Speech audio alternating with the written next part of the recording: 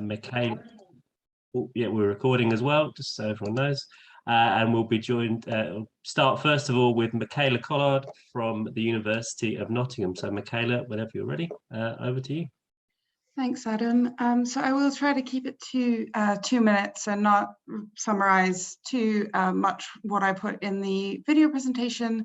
But just to recap briefly, the overall aim of the presentation was to introduce a three-part analytical approach to examining how traders' labor conditions are shaped by their collective action and a broader urban class politics. And I look at how we can understand this class politics through recent episodes of both tolerance, state tolerance and repression of street traders in Dar es Salaam. So in terms of the three-part analysis, it looks first at kind of classes and economic positions, so trying to open the black box of the urban informal economy and uncover relations of dispossession, exploitation, and accumulation therein, and sort of understand where traders sit within that. Second, I try to identify what we might understand as class for itself, or classes of political subjectivity, including how it manifests through workers' own collective action. And then I try to situate this bottom-up class politics and look at how it's mediated by that wider urban class politics. Now, this isn't to say that focusing on class relations will explain everything immediately about how power is organized. Elections matter and incentivize political elites in various ways.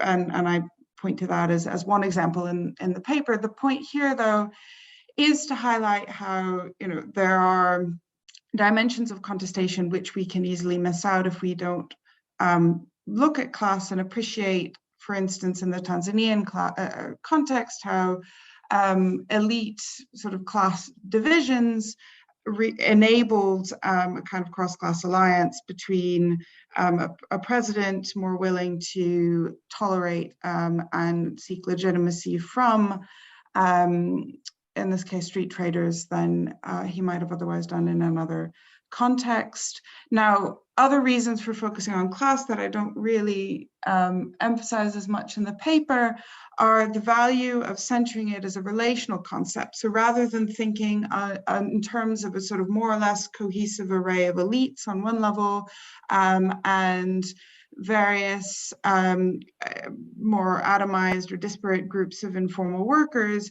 we can gain something by appreciating these social relations that link them along lines of dispossession and accumulation, to appreciate that those help us focus on the stakes in terms of informal workers' contestation, what it is they're demanding, and what is to be lost in terms of elite advantage. So, the marginality of informal workers and the economic and political advantage of more elite actors are sort of two sides of the same coin, and that isn't always captured if we adopt a focus on electoral politics, on even sort of clientelist exchange, which is another popular framework. So, yeah, trying to kind of recenter class and develop that analysis to make sense of the success or lack thereof of collective action by informal traders. So I'll leave it there for now. That was an effort to just very quickly recap a couple of points. Thank you. Thanks a lot, Michaela. So move on now to the next paper in the group on this session, and that will be Isidore Murhi from the University of Mons and the Université Catholique de Bukavu, and Hertier Mesa of the Université Libre de Brussels. So Isidore and Hertier, whenever you're ready, I'll hand over to you. Thank you a lot. In terms of the summary of our paper, it just, as it was shown, to show our paper was to give an insight about what was the situation for those people involved in informal trade between DRC and Congo before the COVID-19, because we do use two kinds of data. First of all, data was collected in 2019 before the COVID-19, and we do collect after or during the COVID-19 to see what was the difference between those two periods. So we do emphasize, first of all, that before the COVID-19, these groups of people was already in vulnerability. So, we do so with our analysis that the COVID-19 came actually to exacerbate their situation due to many reasons. First of all, the closure of the borders was one of these reasons. The second one was that there are many problems like corruption, which was increased due to the limitation of measure which came out with the policy in the two countries. So we do so that using a mixed method that actually we don't know when this kind of pandemic will end, and this not actually give us the opportunity to say this will be the real proposition. But when we look at the limitation of our paper, we do actually agree that there is actually a need of enforcing infrastructure and some rule of law in this sector to improve the well-being of people who are involved in this informal cross-border, to actually have to formalize the sector. That in some summary what we do discuss in this paper. Thank you. Brilliant. Thank you very much, Isidore. So that we'll move on to then the final paper of this session, which is Maria Gabriela Palacio, joining us from the University of Leiden. Thank you, and good afternoon, everybody. I'm going to summarize briefly the paper and also building on some of the things that I have already said. I think that my paper deals with, on the one hand, this increased visibility of informal work. There was a lot of emphasis on the greater precarity that informal workers experienced during the pandemic in the global south. But at the same time, there was a bit of a paradox because they remained quite marginal in terms of social protection. Why did that happen? Because particularly in Latin America, when one thinks about social protection systems, there is this upper tier of social security regimes that protect formal workers, and this lower tier social assistance designed to reach the poorest of the poor. And many informal workers during the pandemic were in this missing middle, not rich enough to access formal unemployment insurance, but not poor enough to be in these assistance schemes. So this is where my paper engages with the discussion of informal work in Latin America, in which, of course, there is a correlation with poverty, but more so with precarity and vulnerability that might be above the poverty line. And this is a great challenge for the state, how to extend protection to these populations that do not appear in the poverty registers, but are not rich enough to appear in social security. So basically, the main argument of the paper is that the inclusion in the social registries through data might be the most technical approach. I'm an economist, so I know that many policymakers have this strong desire to present their policy decisions based on data, particularly in Ecuador and Latin American context. So this paradox of really relying on these data infrastructures, assuming that through surveys and mathematical models, one can actually trace where informal workers are based, versus the political economy that reproduces precarity, versus the understanding of the city, the social order of the city, how the city is organized, or how informal workers might contribute, even during the times of the pandemic, to keep food systems, to keep informal care networks running. So there's a bit of tension between this very technocratic approach to providing protection versus this much more organic way in which informality is not only linking the formal and informal sectors, but it's also linking families with firms and global production networks. So what I do in this paper is this narrative, taking you through my ethnographic work to understand two cities, Loja and Machala, and understand how populations try to make themselves visible in these statistical instruments, because they know that if they appear in these registries, they will be granted access to benefits.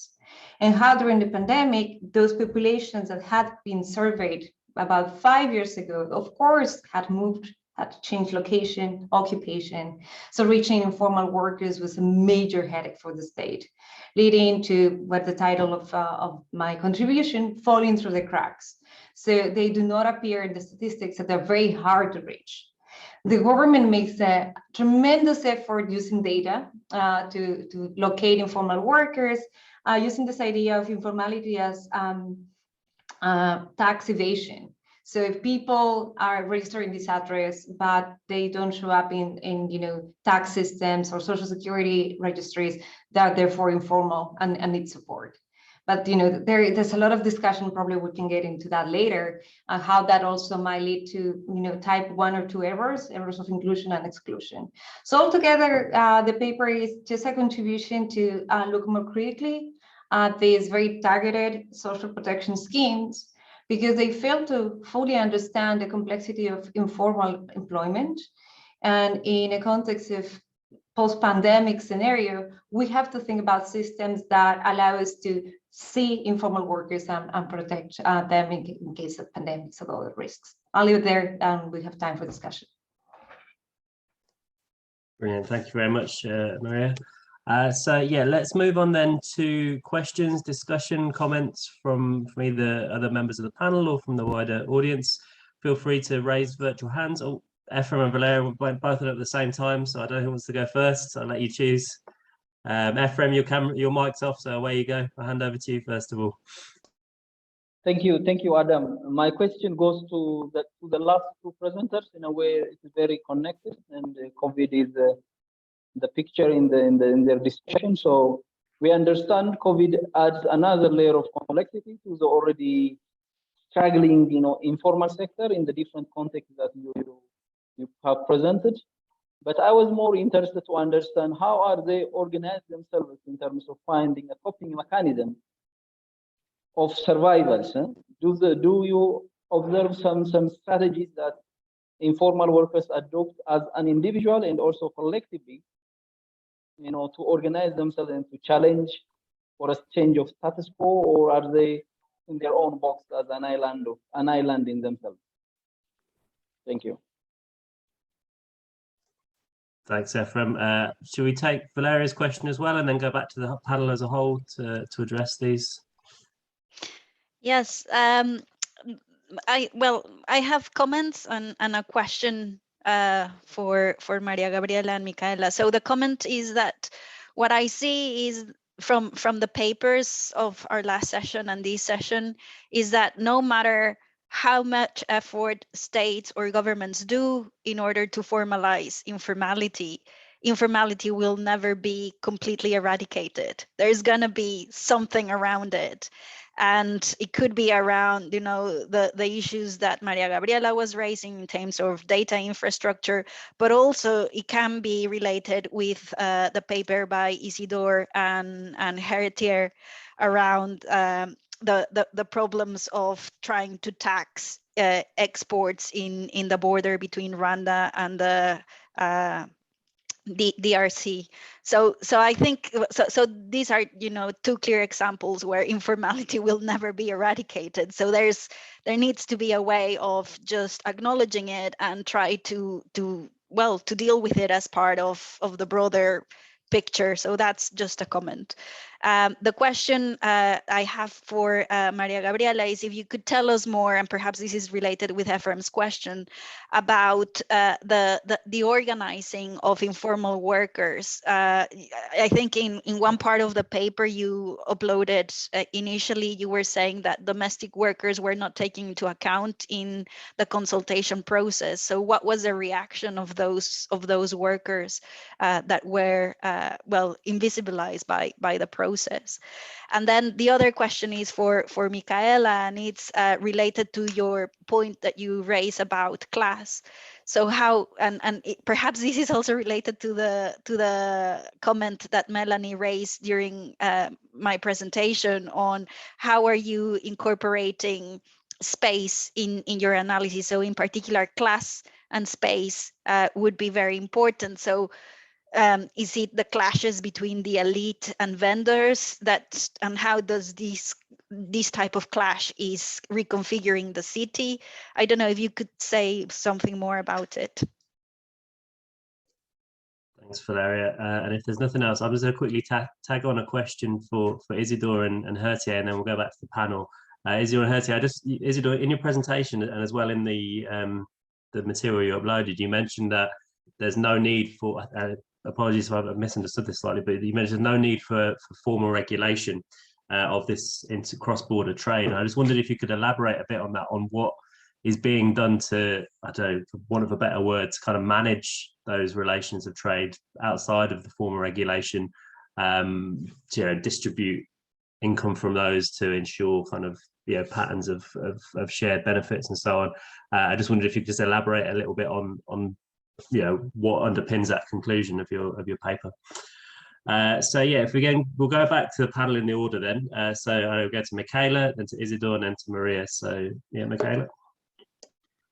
Sure, thanks. So responding to you, Maria, I think actually the comment and how I'd like to answer your question are linked in that informality will not be eradicated, and particularly in the sense of the kind of precarious, street trading employment that I focus on in the paper, but how it can be accommodated has very much to do with the contestation over space and understanding the control of space as a class issue. So one element I'm looking at with a colleague in Tanzania, Savata Nyamsenda, is how we understand urban planning and the sort of the way that informal traders are essentially written out of formal urban plans, but how they themselves, through their associations, through their cooperatives in Tanzania, have articulated a sort of vision about how they should be able to access what we sometimes call natural markets. So how they should be allowed to operate next to transport hubs, next to hospitals, next to other areas where there's ready footfall and flow of customers. And currently, they're cleared off those spaces as they have been recently with this mass eviction exercise. And then you see, a restaurant or a shop actually extending into that space where they've just been cleared out of. Or you see land that was sort of government land that hadn't been developed on being built up so that traders can no longer use it, but it's essentially the value of using that space is captured by someone else. And so the interest here is to recognize what's at stake in terms of when we're looking at who's actually using a certain space, and B, how workers themselves are articulating an alternative understanding of what their claim might be to that space. Finally, we're interested in more comparative analyses of contexts where there has been an effort to accommodate in particular street vendors in urban planning. So, for example, in the Indian case, there's been legislation introduced, policy and legislation, to recognize the concept of natural markets, to at least in principle allow for traders to access certain spaces and have a greater degree of security. Now that then has to be essentially fought city by city. So the implementation of that isn't maybe as promising as the legislation might imply, but accepting those principles and thinking about how that might look in a Tanzanian context is one of the things that me and colleagues are interested in. Thank you. Okay, thanks, Michaela. Isidore, I don't know if you had any comments, responses to come back with. Yeah, thank you.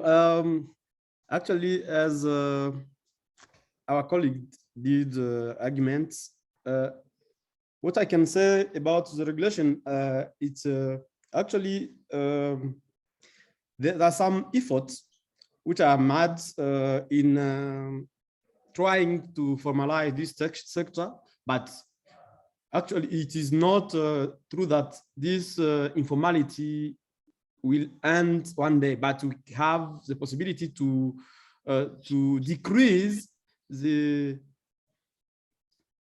this informality, and some efforts are made actually with this COVID-19. One of the positive policy they do make, it was to bring these cross-border people to actually buy in group, and some of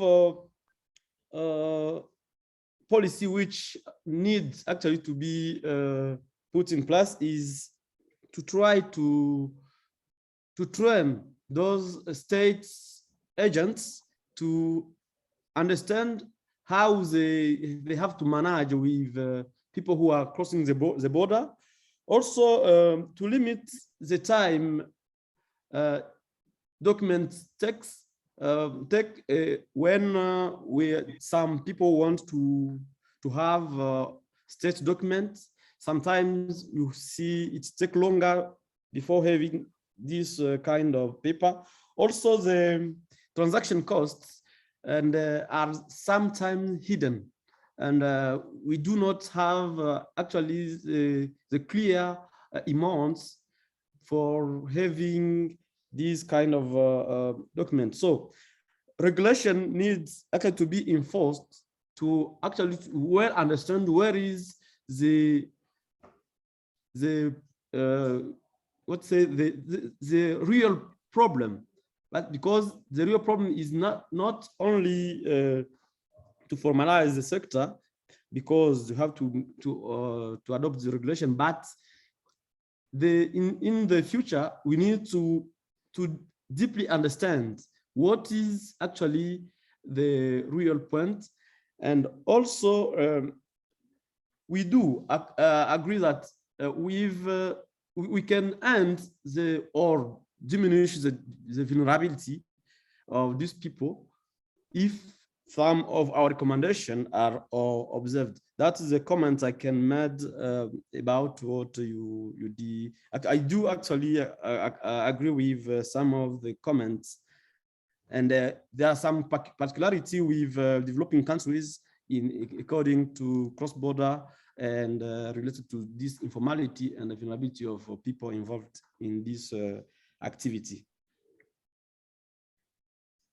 Great, thanks a lot, Isidore. And so move on to Maria next. Yeah, thank you so much. I think that I will like to first react to the comment about informality being structural, being here to stay. And yeah, just to say that I fully agree with that. I mean, Latin America, the Latin American region kind of proves that modernization theories in terms of explaining informality as eventually disappearing with economic growth. I think that Latin America proves otherwise, because it's a region that, well, let's forget about the pandemic years that were exceptional, but that had shown until the last commodity cycle of 2014 impressive levels of economic growth that coexisted with informality. So I think that that takes us to understand informality as structural. And, you know, one can think about Barbara Harris-White's work or Celso Furtado for the more regional understanding of the surplus population that come into the city. And I think that when we study informality in the global south, it is impossible not to engage with issues of race, ethnicity, class, because if we look at the makeup of informal workers in Latin America, we see colonial legacies, we see patriarchal institutions, because it's usually the vast majority of women, of minoritized groups who enter informal employment. And these are also the groups that were excluded from formal social security systems. So in terms of organization, I think that if understanding these colonial legacies, understanding these patriarchal institutions, we can also understand how difficult it is for them to self-organize in a way that is meaningfully impacting policy. And this is the case of domestic workers, which I mentioned in the paper because I conducted interviews with the Domestic Workers Association during the pandemic. And you heard horror stories of people being actually locked in with the families for whom they work, because they were very afraid that they'll go to their communities and bring COVID with them. So they were basically held hostage with their employer family. But still they had networks to organize, and they had designed a document, to reach to the state asking for protection. But the problem is, what I try to unpack in this paper is that policymaking is technocratic. It wants to remain completely distant from these, what are seen politicized debates. So unless you show up as a consultant with a project estimating something based on a mathematical model, it's very difficult to talk to policymakers as policy actors, particularly if domestic work is gendered and racialized. So in the eyes of the state, it's like really at the bottom of the hierarchy. Nevertheless, I mean, there were some important efforts to organize in terms of retargeting from below. That's also something that I touch upon in the paper. And this is a concept that Ferguson uses when he looks at South African social security systems and saying, same thing happens, that you have these statistical instruments looking for populations in poverty, and people learn actually in a heuristic, logic. Okay, if they come and visit my house and they look at the dwelling conditions, maybe there is a way in which I can be seen as poor if I modify things. And people will see this cheating the system, but actually, if you think about it, is using all your strategy to become a social citizen, right? So there was a lot of retargeting from below. People in the lack of child support, and during the pandemic, everything was closed.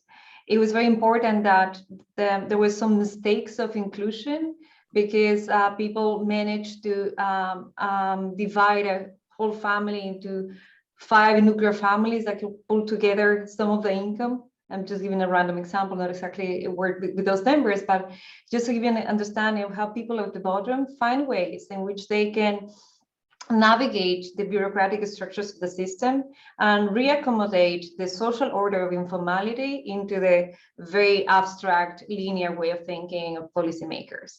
And to me, that is a way of reorganizing from below. When we think about self-organization, we often think in terms of class, domestic workers, street vendors, waste pickers, which indeed organize, and they have their own associations. But one should not forget that one of the most important segments of informal employment is unpaid care work.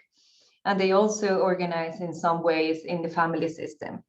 There were also ways in which self-organizing can be actually bad for you. You become way too visible, and that's the case of street vendors. Street vendors were policed by the state and met with heavy violence, and one has to understand that there were these heavy lockdowns, which in Latin America were imposed very strictly and with use of violence. But people will go out to the streets because they need to earn a living, and they will be organized. So there were many encounters with the police that will turn violent. So in terms of self-organization, there's a paradox. You become more visible, more political, and therefore are more prone to policing from the state in that sense. Yeah. Thanks, Maria. Yeah, and I think that starts to address. Oh, Michaela, just come in. Yeah, carry on. Go for it. I was a question for Maria. I thought it was a fascinating paper, and I guess it was more just building on your last points. So your paper and your findings really critique this technocratic effort to achieve some kind of proxy means testing. And then you've just pointed out how the state really rejects efforts to politicize and to, you know, for more bottom-up redefinitions of how these allocations should be distributed. I guess I'm just curious, this is a very broad question, but what you would like to see happen, in the sense, is it a question of improving the existing statistical tools? Is it a question of contesting proxy means testing and means testing as a kind of go-to welfare institution? Is it about valorizing, legitimating a more bottom-up contestation of and more sort of democratic efforts to define how these institutions should operate? I was wondering, what were your thoughts?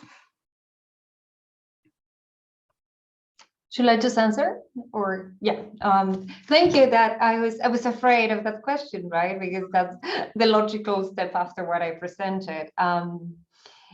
I just, yeah, we have a paper under review with Javier Jara, another Ecuadorian scholar, in which we try to answer your question. And we say, okay, so one of the options, forget about this targeting, which is very costly, has a lot of exclusion errors, between 35 to 56% exclusion errors. That's huge in the case of Ecuador.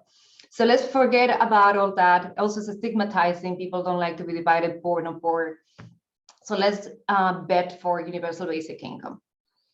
So we have this paper, you know, that would be the logical answer. Like, just forget about it, these data infrastructures, which are political, though they are presented as very neutral instruments, and just launch this universal basic income.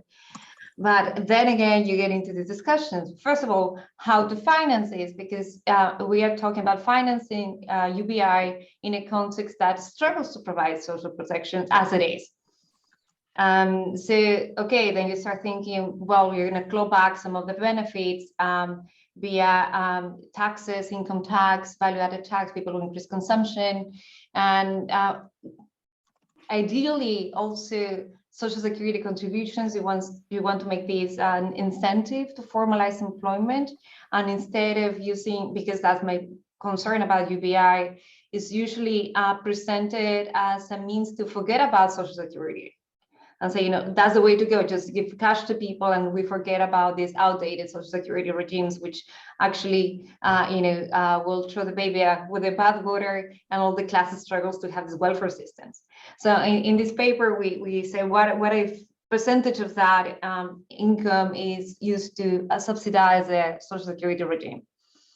And many feminist economists will tell you it's actually good because actually it compensates for unpaid care work. So it's not that, you know, all of this money will be targeting women that otherwise will not receive any support from the state. In the case of Ecuador, of course, it's expensive, and it only has a meaningful distributive impact, reduces poverty and inequality when it's very close to minimum wage. And you have all the discussion, will it disincentivize work, blah, blah, blah. But in terms of financing, just to give you some food for thought, Ecuador would be able to finance this if it tackles tax evasion, but not the tax evasion of the petty informal worker who, you know, it's not paying a very small taxes, but we're talking about corporations, we're talking about, you know, the elites in Latin America, which are infamous for this. So just by tackling tax evasion and elusion, you will be able to finance universal basic income. So I think these are the real political economy questions. Are you protecting labor or are you protecting capital? And I don't think the universal basic income is a panacea. I mean, if you still go into a society in which you have to pay for health education yourself because it's privatized, or because the public one is of very low quality, it's not going to help at all. I think it's part of a package of collectivizing care and social reproduction in societies. Thanks. Thanks very much. So we've got just 5 minutes left of the session. There's a comment in the chat that kind of picks up, I think, on the themes that we've started to talk about, actually, interestingly. It's we seem to understand workers in informal settings as disadvantaged and marginalized.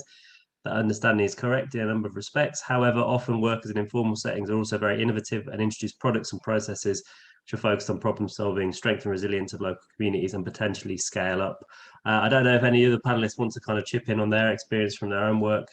I think this is one of the themes that we tried to bring out within this session itself. Valeria, yeah, did you want to jump in? Yeah, just responding to Theo's comment, I agree that informality has its positive side, which is creativity, innovation, and yeah, for informal workers or people living under informality, navigating the challenges of dysfunctional institutions or structures and so on. But my criticism to that point is that over time, despite the positive aspects that informality encompasses or embeds, over time, it ends up still being precarious and exploitative. So yes, that of course humans have the ability to cope with precarity and to try to move away from exploitation, but we shouldn't. I think we shouldn't just accept, or we shouldn't just stay uncritically on these aspects that informal settings can bring innovation and positive elements. I think we need to be more critical about that.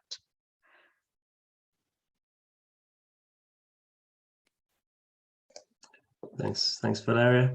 Morizio, yeah. Yes, very briefly, I think the problem is political. So unless these movements move out of the logic of dealing with the state, just the state as provider of subsidy, unless they don't move into a political scenario, there's no other way out of this situation. So there will always be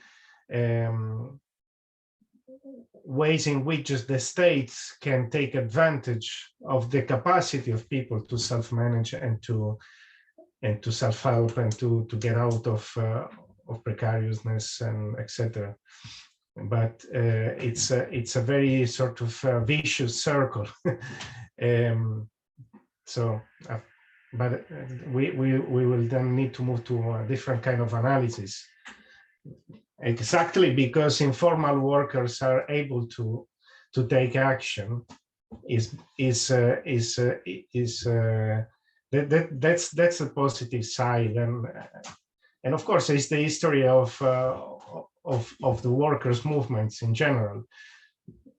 Before having formal sector and having trade unions, workers used to be informal and precarious. Then they organized, then they formed political party. They voted for political party. Political party from the states provided help, but in a different ways. So that's the point, I think.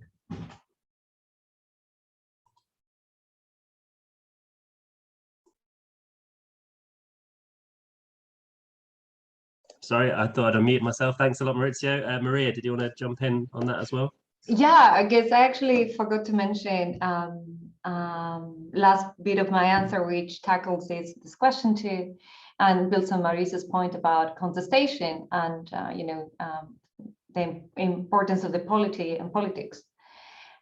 Following the pandemic, there has been an important uprising in Ecuador that ended last week, and that was led by indigenous movements and the vast majority of indigenous populations in Ecuador, either in agriculture by the seasonal work or as formal dwellers in the city. So I think that this just proves that if the state remains aloof and disconnected from the grievances of the populations, they will take them to the streets and protest. And we had days of protest. They became very violent. Same coercion I narrate in a small scale became national, but it was also met with a lot of racism and elitism. Like people tend to assume that they want to stay poor, they want to stay informal, right? And I think that it's very important to clearly explain the causal mechanisms that keep people in poverty and precarity, despite them trying. It's not saying, it's not, removing their agency, but it's understanding that their individual choices are made in a structure that might limit the opportunities they have to succeed with their enterprise or just make a living or land a formal job. So I just wanted to make that remark. Brilliant, thanks very much. So we have reached the end of the panel time. I'm sure we could keep talking about this for much longer. Unfortunately, we can't all now go off to a coffee break and talk about it over coffee, but hopefully there'll be an opportunity for us to continue these conversations again at some point in the future. So I just want to say thank you to everyone, to all the panelists, for this session, and again to the panelists for the last session for their contributions, and to everyone for the discussion as well. I'll stop talking now as well. I see Valeria's unmuted, so I think you wanted to chip in with something quickly. No, just to thank everyone for their contributions and participation in these panels. I learned a lot from your papers and presentations that you uploaded. And well, we have the community that we created via email. So yeah, any future comments, ideas, or yeah, whatever comes to our mind, feel free to just contact everyone. So thank you, everyone, and goodbye. And thank you, Theo, and other people that were not part of the panel for attending these sessions. Thanks a lot. Thanks for organizing. Thank you. Thank you. Bye. Goodbye. Bye. Bye, everyone. Thank you. Bye-bye.